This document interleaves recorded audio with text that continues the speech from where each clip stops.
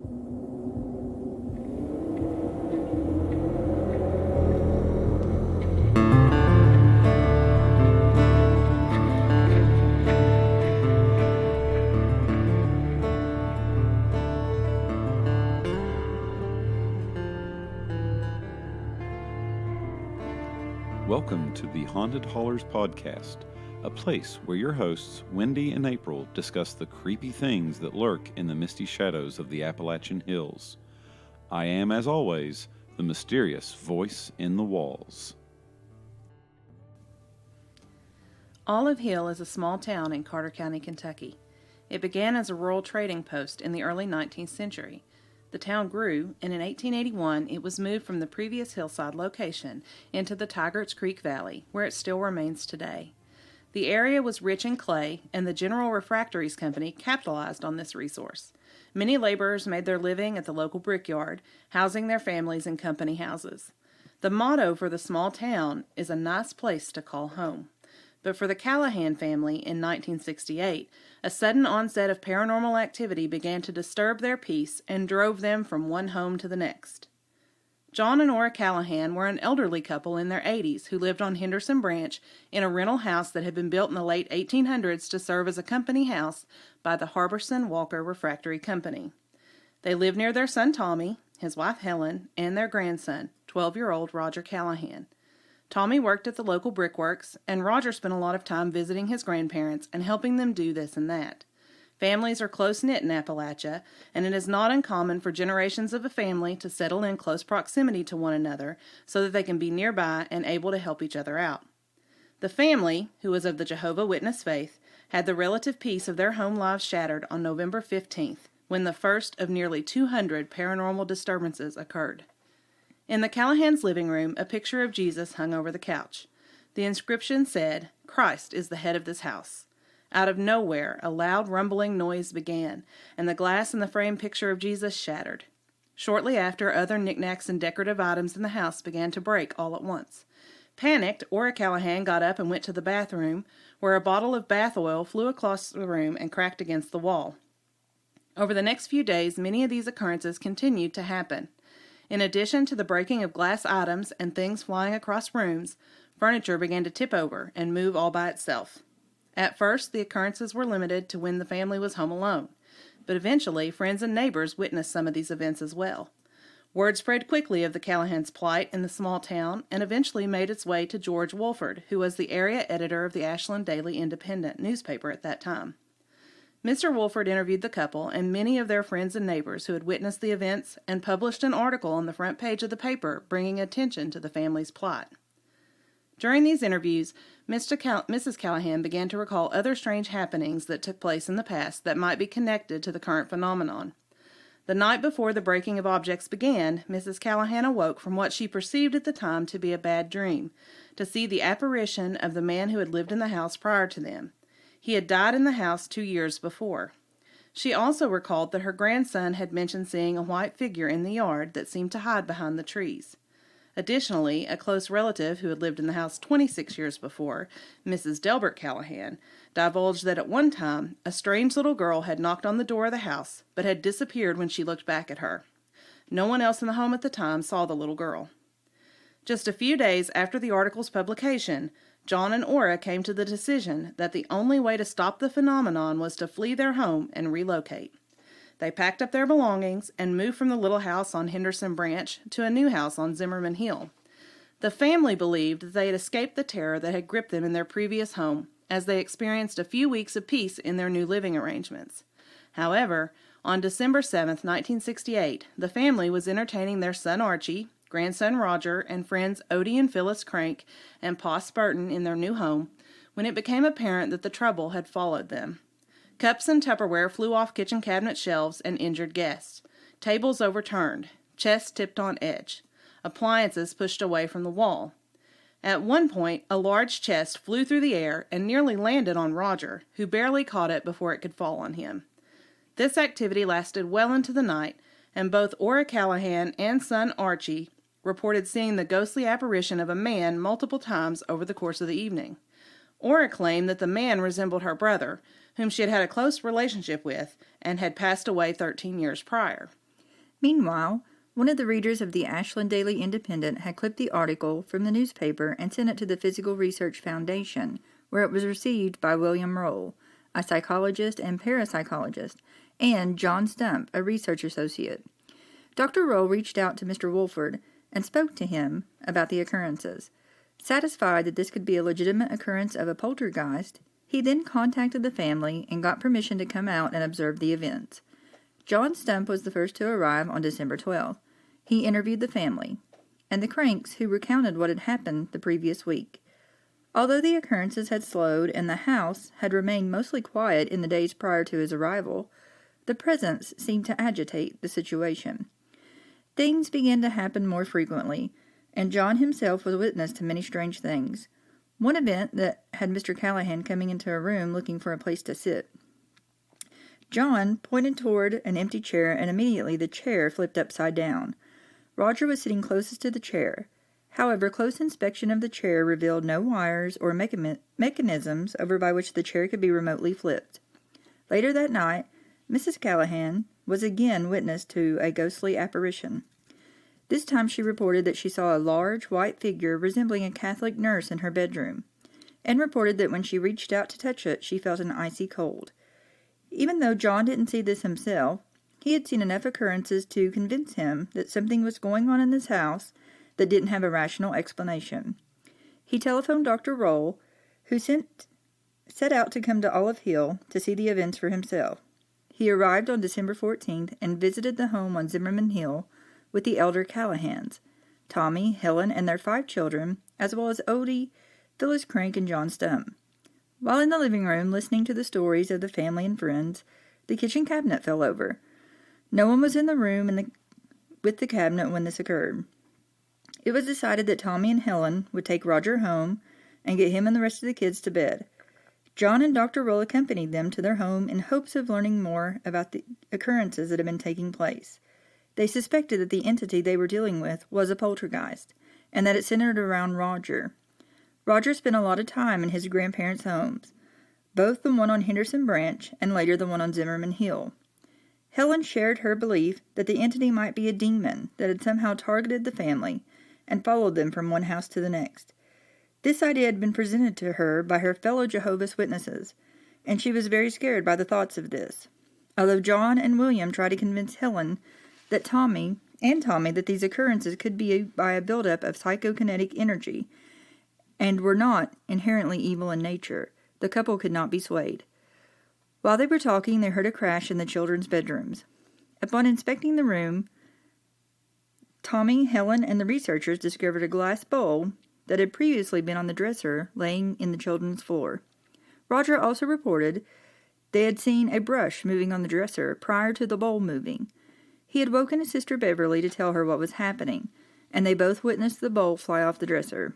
This is the first time one of the occurrences had happened in Tommy and Helen's house. Throughout the night, objects continued to move on their own and fly through the air. Roger began to predict things that were going to happen. He told his family that the table was going to move, and later, with Dr. Roll as a witness, the kitchen table levitated into the air, rotated 45 degrees, and came down resting on the backs of the chairs.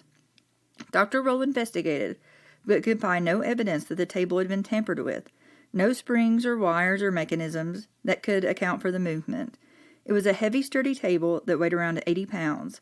This couldn't be explained in any rational way.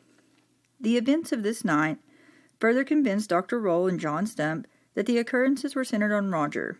They wanted to take photos and document the events. Helen expressly forbade this, as she was terrified and at the end of her rope. In her mind, the researchers' presence had agitated the demon that she thought was the cause of the trouble, and their interest in the events is what caused the demon to follow them from her in-laws' house on Zimmerman Hill back to her house on Henderson Branch.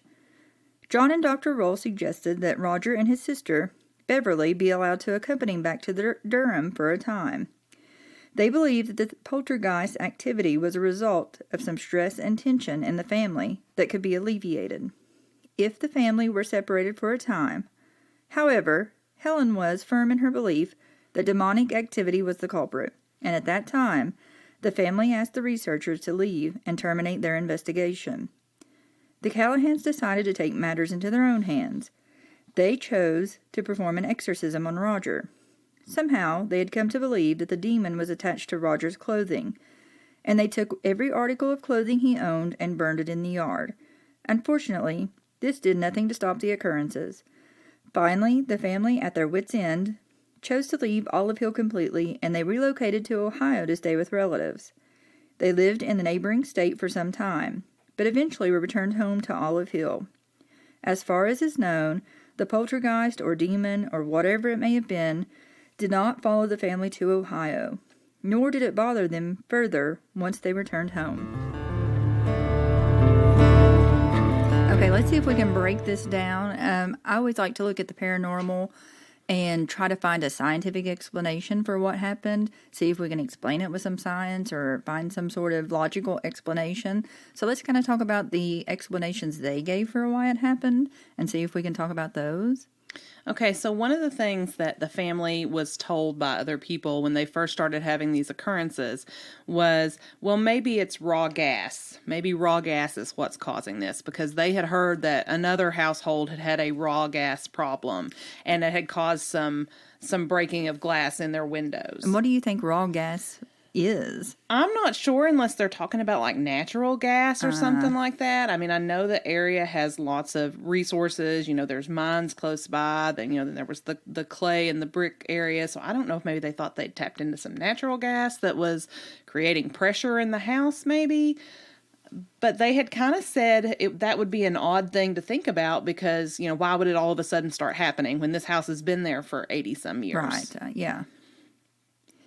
And, I could see the raw gas maybe making you have some hallucinations or something, but I also feel like they'd be dead if this was like some natural gas coming into their house. So I kind of have to go against the raw gas explanation. I don't think I can buy that one as our logical explanation. Yeah. Well, and another thing that they said, well, maybe it was the paneling. I guess they had the wood paneling in the household, and maybe there was some chemicals or something involved with that.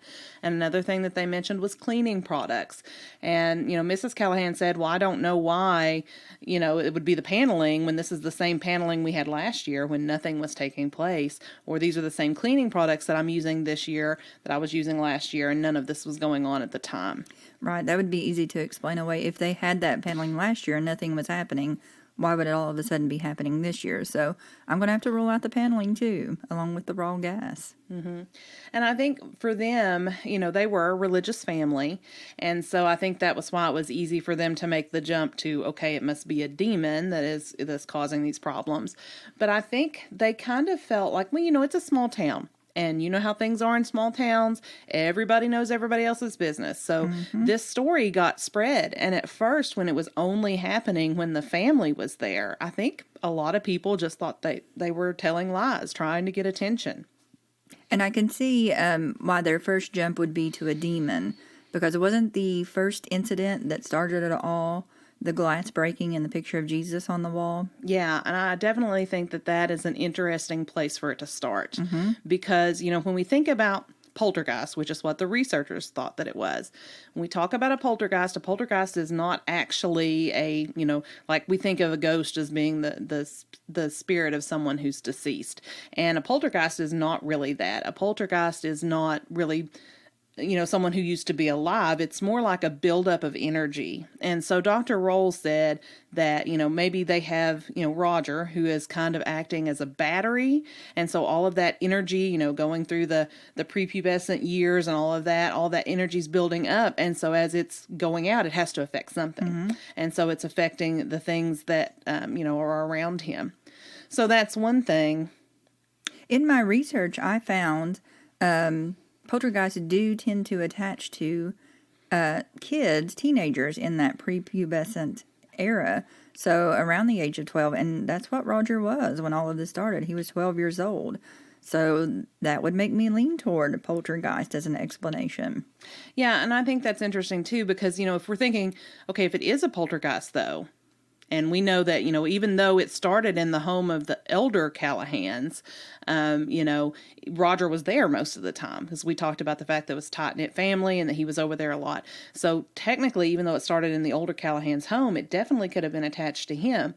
So my question, though, is, if it is a poltergeist, why start with the Jesus picture? Could that just have been a weird coincidence? You know?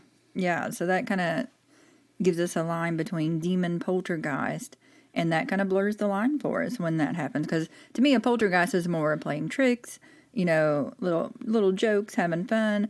And, I don't think anything too dangerous was done during these incidents, breaking a glass and things flying across the room.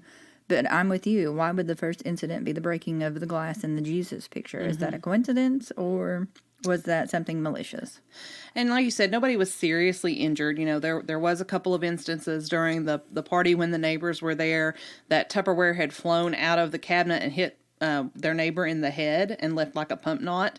And they said, whenever those cups and things flew out of the cabinet, that they picked them up and put them on the table. And as soon as they put them on the table, they flew up in the air again. So that's kind of a creepy thing to think about. Yeah. But then I think about how it talked about the heavy chest flying through the air and almost landing on Roger, if he had not caught that. But then again, if all of it's centered around Roger, maybe there's something going on there with that. And back to that theory of it being centered around Roger, what about the fact that he predicted something was going to happen and then it happened? Tell us a little more about that. Yeah, so there were lots of times, especially after Dr. Roll and John Stump arrived, that they noticed that Roger was saying, well, something's going to happen in an hour. Or something's going to happen at midnight. And things would happen, And so it was like he was predicting them. And so when the researchers were talking with Tommy and Helen was expressing her theory that it was a demon, Roger even interrupted and was like, oh, it's not a demon. And so that kind of solidified for them that, okay, there's something focusing around him. Maybe he wasn't feeling like he got enough attention at home. We know he was one of 5 kids. He wasn't the oldest child by any means, so maybe he's somewhere there in the middle and he's not getting enough attention. But at the same time, they really thoroughly checked because, these were serious researchers and they wanted to make sure they weren't being, having the wool pulled over their eyes. So they looked for any possible way that he could be making these things happen, and they simply couldn't find any rational explanation for it. Yeah, they checked for strings, they checked for springs, and Dr. Roll even said, this is one of 6 investigations out of all the investigations he had done that he found to be legitimate. Yeah. So that was pretty interesting. Yeah. One of our source materials for this podcast episode was his book, which he simply calls The Poltergeist. And so there is a chapter in the book called A Demon in Olive Hill. And that is what is all about this case.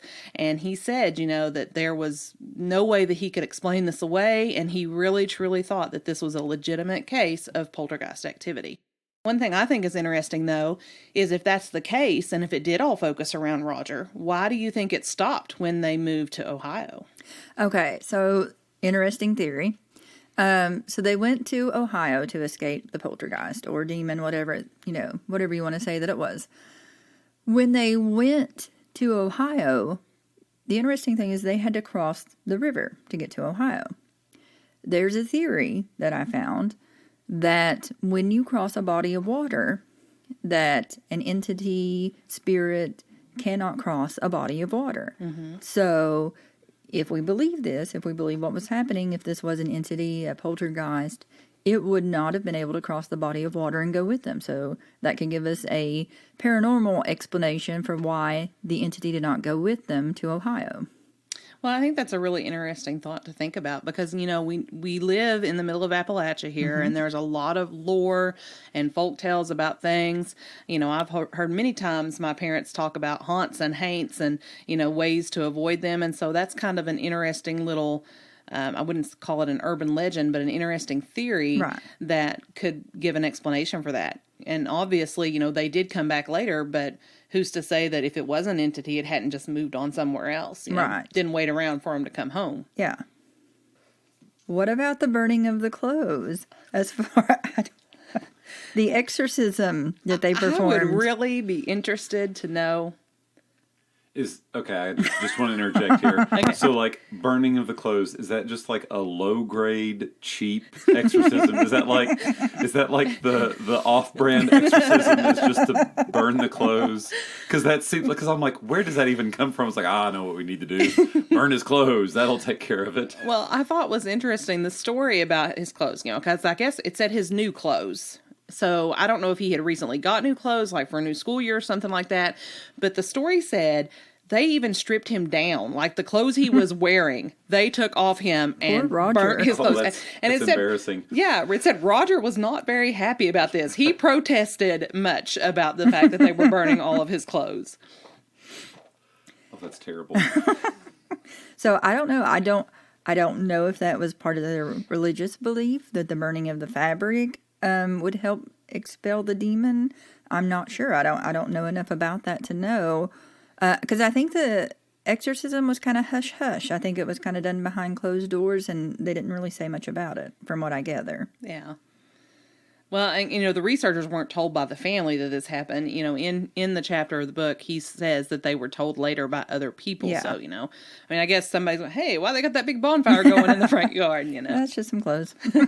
Don't worry about that. So I'm not sure. And then some other things to talk about. We have the poltergeist-like activity, glass breaking, but then all of a sudden, here's a nurse in what was seen as a Catholic nurse's uniform. Yeah, I thought that was odd, too. Okay. In my mind, I'm like, okay, what does a Catholic nurse look like, Right. and how are they different from a regular nurse? Yeah. Are they wearing a habit? That's what... I don't understand why there's that depiction, why it was a Catholic nurse, because they weren't Catholic, right? So is there, as far as I know, there's not a strong Catholic heritage in Carter County, much less Olive Hill. Not that I'm aware of. I know of the one Catholic church today, but that's pretty recent. I don't think that was there in the 60s. Yeah, I don't think it was there in the 60s. So. Yeah. That is interesting. Well, yeah, the apparitions, and my thing too was, after all of this started, she starts thinking back. Oh, well, there was that one time that they saw this white figure out in the yard, and it was hiding behind the trees. Oh, and there was that one time that I saw the very night before. And if this was happening to me, and I don't know that I would consider the glass breaking the first occurrence if the night before I had been awakened from a dead sleep and seen the guy that lived in the house before me just kind of standing at my bed. Right. That, to me, that would have been like, okay, something's going on here, So, yeah, between the little girl they said they saw, the Catholic nurse, all of that just seems kind of disconnected to the glass breaking. And I'm like you. If this was happening on top of that, I'm like, okay, something's going on here. We need to figure this out. Mm-hmm. So, I don't know why there's such a disconnect between them. Well, I thought it was interesting in reading the articles from the Daily Independent. That we do live in a small area, and this is a small town, so all of this is getting around. People are talking about it, and I really got the feeling that the family didn't like that people were talking about it. I mean, if you're a religious family, you don't necessarily want, okay, well, why do you have this paranormal, evil stuff going on in your house? So I think that may have put a light on them that maybe the older Callihans weren't really interested in, and I think that's why Helen sends the researchers away. Because they wanted to do some research and some study on the kids and see if maybe there was some tension in the household that was creating all of this trouble. They wanted to take these pictures to document, and I really don't think the family wanted that, even though they had talked to Mr. Wolfford, who was the editor at the paper, and they had let him do 2 stories, one in November and one in December, about what had happened. I really think they might have been a little embarrassed, by what was going on. Why is this going on in our house? We're good religious people, so why are we suffering through this? Right. Well, we're curious to know what you think about this story. Do you think that this was all made up by a 12-year-old child just pretending to try to get attention? Do you think it was a poltergeist? Could it be a demon? Kind of curious of your thoughts and what you think about the evidence. So you can contact us at the following. We are on Facebook under Haunted Hollers. You can also email us to our email address, which is hauntedhollers@gmail.com. We would love to hear from you, and also we'd like to know what you think about the first episode. And if any of you listeners out there have any great Appalachian ghost stories or paranormal activities or anything like that, and you would like to share those for us to investigate in one of our future episodes, feel free to send us an email with the information.